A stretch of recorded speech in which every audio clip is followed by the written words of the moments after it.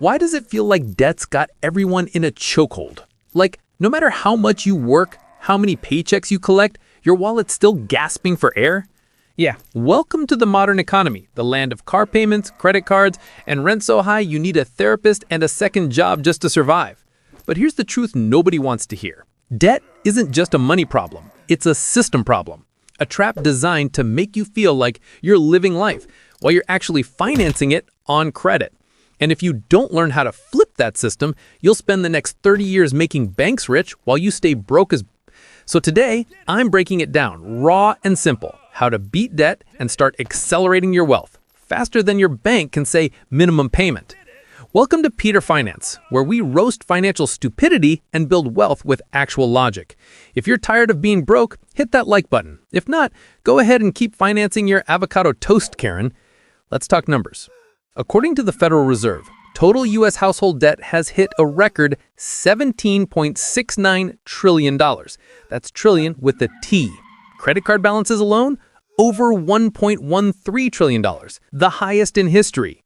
The average credit card interest rate right now, about 22.8%, according to the Federal Reserve's Consumer Credit Report, 2024. You know what that means? If you owe $10,000 and only pay the minimum, you'll spend over $24,000 total and still be in debt for 19 freaking years. 19! You could literally raise a child and send them off to college before that debt disappears. And here's the kicker. Most people think this is normal. They'll tell you, bro, everyone's got debt. No, Chad, that's like saying, everyone's drowning, bro, it's fine. Let's break this down. If you make $60,000 a year, which is about the U.S. median income, according to the Bureau of Labor Statistics, your take-home after taxes might be around $48,000. That's $4,000 per month. Now, average rent, $1,750. Car payment, $550. Groceries, around $600. Utilities, phone, and internet, $300. Credit card payments, $250. Student loan, $300. That's already $3,750 gone. You've got $250 left to live your best life, which apparently means you're supposed to invest, travel, and build generational wealth with what? Starbucks points? Here's the first truth bomb. You can't build wealth while you're bleeding interest. Debt is like a financial vampire. It sucks your future income dry before you even earn it. Every dollar you owe earns interest for someone else. And that's why the average American has less than $1,000 in savings, according to a 2024 Bankrate survey. Let that sink in. One busted tire, one emergency bill, and boom, you're back on your credit card. That's not freedom. That's financial hamster wheel hell. But here's the part that pisses me off. You're not dumb. You're conditioned. Society sold you this credit is power lie. They made you think that a good credit score equals success. They tell you, you need credit to survive. Yeah, and you also need air, but I don't pay 22% APR for that. See, the system wants you dependent. That's how banks stay billionaires off your late fees, your interest, your fear of falling behind. But we're flipping the script today. We're turning debt from a chain into a weapon. Because once you learn how to master it, you don't just escape the system, you profit from it. So before we dive deep, here's your quick challenge. Drop a comment with how much total debt you're carrying right now. Mortgage, car, student loans, everything. No shame, no judgment. We're all in the same fight, but some of us are about to start winning. And if you're ready to learn how to break the debt cycle, build wealth faster, and stop being your bank's favorite customer, subscribe now, because the next few minutes might change the entire trajectory of your money game. Let's go. Time to expose the debt trap and learn how to beat it step by step. You ever notice how debt doesn't just hit your wallet? It crawls inside your head. It's like a toxic relationship that keeps texting, minimum payment due, key? Debt is engineered to feel manageable. They don't want you scared. They want you comfortable, because comfortable people don't change. Let's be real. That minimum payment option on your credit card, that's the financial equivalent of taking a painkiller while your leg's broken. Feels fine for now until you try to walk. According to the Consumer Financial Protection Bureau, the average American credit card balance sits around $6,360, with most people paying just the minimum. At an average rate of 22.8%, that means you're donating about $1,450 a year straight to the bank for absolutely nothing. That's a used iPhone, gone, every single year. And the banks, they love it, because the longer you stay in debt, the more their champagne budget grows. But let's talk psychology for a second. When you owe money, your brain literally changes how it makes decisions.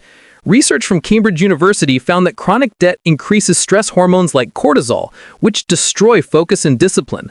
So the same system that puts you in debt makes it harder for you to get out. It's genius. Evil genius. That's why Chad can't stop financing new sneakers while his credit score's on life support. It's not stupidity. It's chemical manipulation mixed with bad habits. Now, let's do the math reality check. Say you've got $10,000 in credit card debt at 22%. You decide to pay $200 per month. That means it'll take you just under 8 years to pay it off, and you'll fork over $9,200 in interest, nearly double. The bank basically made another you, just smaller and poorer. Meanwhile, if you flip that same $200 a month into an S&P 500 index fund, averaging a humble 8% return, in those same 8 years, you'd have $24,000. Instead of losing $9,000, you'd gain $24,000. That's a $33K swing, all from learning how to aim money the right way. That's the quiet power of understanding interest. You either earn it or you burn it. And here's the part most schools never teach. Every dollar you borrow has a hidden price tag, future time. When you take a $30K car loan over 5 years, you're not just paying for wheels, you're trading roughly 700 hours of work after taxes to own something that loses value the second you start it. And guess what? The car company already won. They got their profit on day one. You're just paying off the privilege of pretending you could afford it. And now let's talk status debt, the most dangerous kind. That's when you buy stuff not because you need it, but because you want to look like you're winning. New iPhone, luxury bag, shiny car, all financed. You're flexing your payments, not your profits. If your bank account could talk, it'd be screaming, "Stop trying to impress people who are just as broke as you." According to a LendingTree 2024 study, over 40% of millennials admit that they've gone into debt trying to maintain appearances on social media.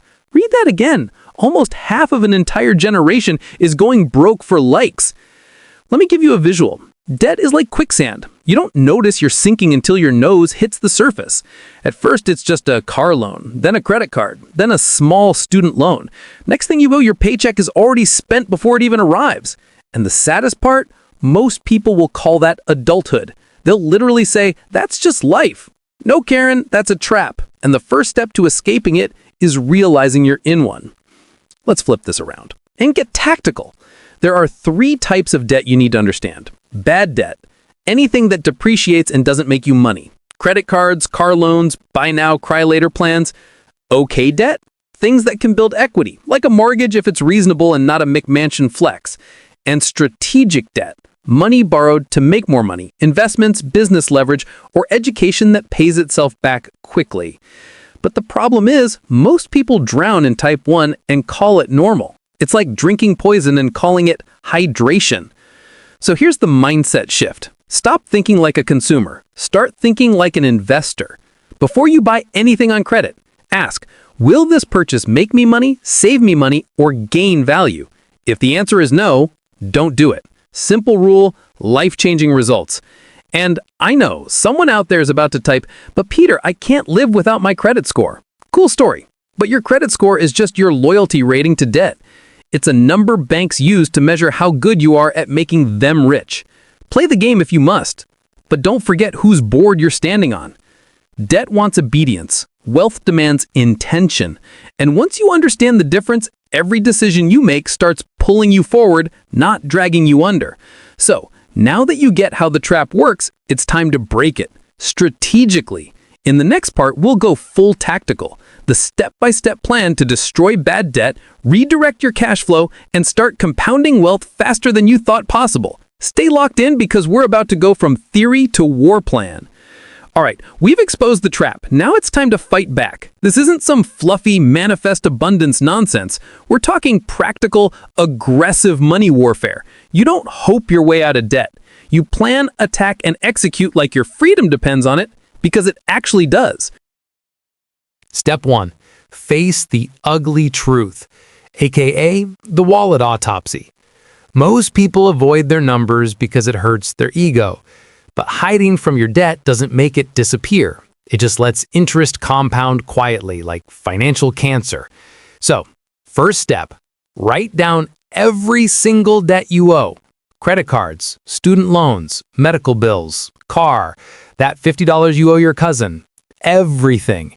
Then note three things: total balance, interest rate, minimum payment. When you see those numbers on paper, something clicks. It stops being a bunch of bills and becomes a map of your enemy. The average American household has $101,915 in total debt, according to Experian 2024. That's your starting point, the hill you're climbing. Now, let's build the strategy to start sprinting uphill with bricks on your back. Step 2, the emergency fund, your financial armor. Before you start attacking debt, you need a tiny buffer so one emergency doesn't blow your whole plan. Target $1,000 fast. Sell junk, deliver food, and freelance, trade plasma if you must. Get that quick safety cushion. Because if your car breaks down mid-debt attack and you don't have cash, you'll swipe the card again and fall right back into the pit. This fund is your armor. It doesn't make you rich, it keeps you from getting wrecked. Step 3. Pick your weapon. Snowball versus avalanche. Here's where the gurus always argue, so let's end the debate. Debt snowball, pay off the smallest balance first for quick wins and motivation. Debt avalanche, pay off the highest interest rate first for maximum savings. Which one's better? The one you'll actually stick to. If you need momentum, start small. If you want math efficiency, go avalanche. Personally, I say mix it. Kill a small one to feel alive, then switch to the high-interest beasts. Let's say you've got $600 credit card at 23%, $2,500 loan at 9%, $8,000 car at 5%. Attack the $600 card first. Throw every extra dollar at it until it's dead. Then roll that payment into the next debt like a snowball rolling downhill. By the time you hit the car loan, you'll feel like Rambo with the calculator. Step 4. Slash and redirect.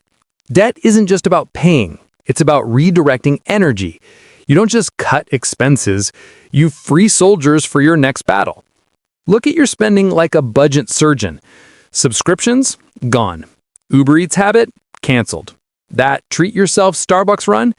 You're treating yourself to freedom now. Every dollar you reclaim becomes ammo to destroy debt faster. Example. You cut $200 in monthly fluff, Netflix, Starbucks, random Amazon brain farts. That's $2,400 a year.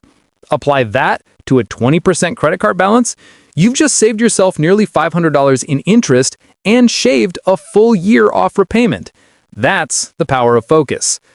Step 5. Increase your income, the offensive strategy.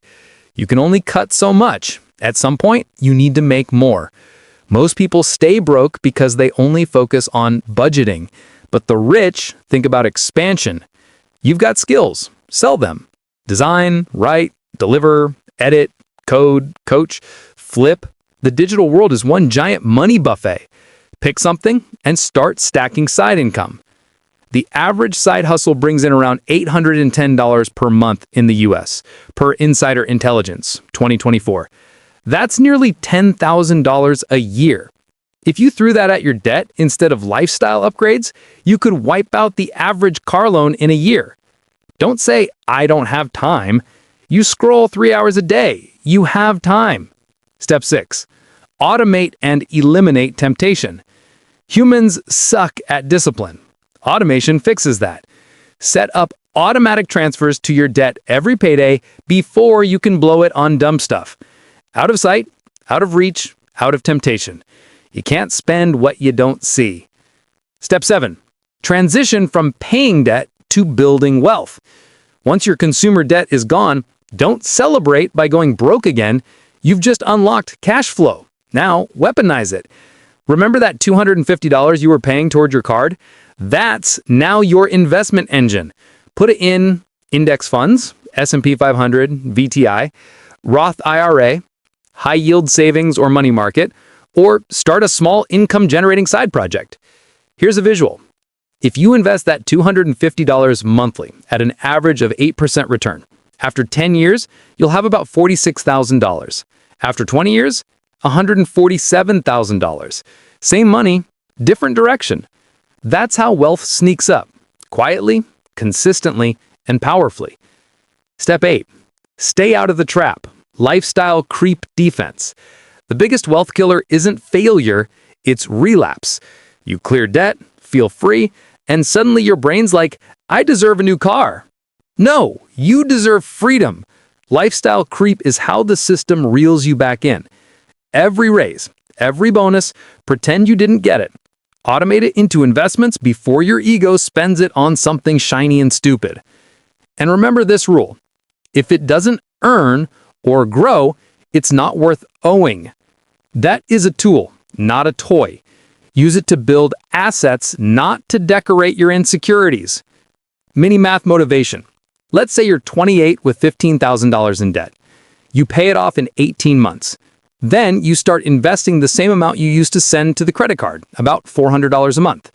By age 45, you'll have over $180,000. By age 60, over $500,000. $500,000, all because you stopped feeding the debt machine and started feeding your future. That's not luck, that's discipline. And discipline is the most underrated flex in the modern world. Anyone can spend. Only a few can build. Next, we'll go deeper into the mindset shift, how to think like a wealth builder, not a wage earner. Because beating debt is just step 1. Building wealth that compounds while you sleep, that's when the real fun starts. Let's finish strong. If you've made it this far, congratulations. You've already outlasted 90% of people who'll never take control of their money. Now it's time to shift gears, from defense to offense. Beating debt is about survival. Building wealth is about domination. Here's the golden truth. The rich don't avoid debt. They control it. They borrow at 4% to earn 10%. They leverage credit lines to build businesses, buy assets, and create cash flow. Meanwhile, the average person borrows at 24% to buy sneakers and brunch. It's not that the system's unfair, it's that most people play it like amateurs. To accelerate wealth, you've got to master 2 levers: cash flow and compound growth. Cash flow equals control. The more you keep each month, the more options you have. Money without direction evaporates. That's why budgeting isn't about restriction, it's about power. Track your spending for 30 days, not to feel guilty, but to see the leaks. Plug them and redirect that money into something that multiplies. Compound growth equals time and consistency. Albert Einstein called compound interest the 8th wonder of the world. He wasn't lying. $500 a month invested at 8% becomes $745,000 in 30 years. You don't need a miracle, you just need patience. But let's be real, most people don't have patience. They want fast money, crypto hype, overnight success. That's why they lose. The wealthy play long games. They're not chasing dopamine, they're building systems. So your goal, build systems that print while you sleep. Automated investing, low-cost index funds, dividend-paying stocks, rental cash flow, digital assets. You want your money doing push-ups while you rest. And here's a truth nobody online says enough.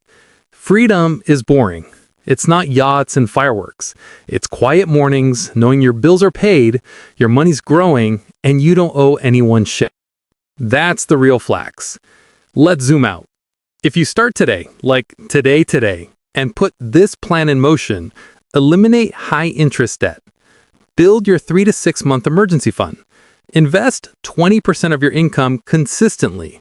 You're not just getting by, you're setting yourself up for full-blown financial independence in 10 to 15 years.